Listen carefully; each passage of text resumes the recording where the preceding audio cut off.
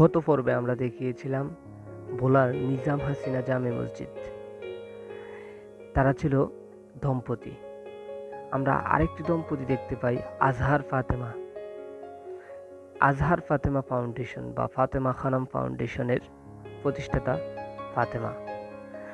উনি ভোলার সদর থেকে 10 কিলোমিটার দক্ষিণে আরেকটি ফাউন্ডেশন রয়েছে। সেখানে ফাতেমা খানম জামে মসজিদ রয়েছে, দৃষ্টিনন্দন একটি মসজিদ, এবং ফাতেমা খানম হসপিটাল রয়েছে। ফাতেমা খানম জামে মসজিদ বাংলাদেশের অন্যতম একটি সৌন্দর্যময় ও কারুকার্যমণ্ডিত একটি মসজিদ। এই মসজিদটির মধ্যেও দেশি বিদেশি টাইলস ব্যবহার করা হয়েছে।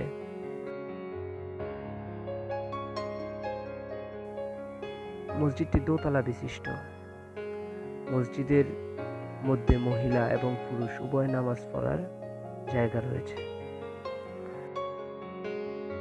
মসজিদটিতে প্রায় 1000 মানুষ নামাজ পড়তে পারবে। মসজিদটির মাঝ বরাবর একটি সোজা মিম্বার রয়েছে।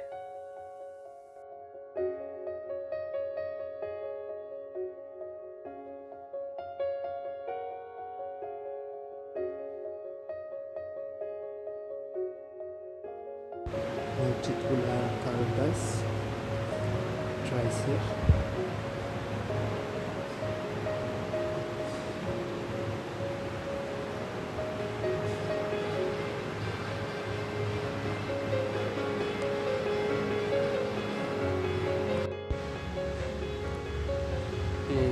এই ভাইয়েরা এখানে ফটো শুট করতেছে।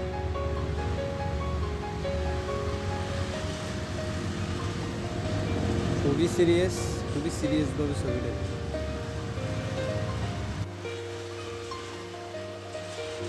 আমরা স্বাধীনতা জাদুঘরও দেখতে চাইছিলাম, কিন্তু আজকে বন্ধ, সম্ভবত সরকারি ছুটি চলতেছে এই জন্য।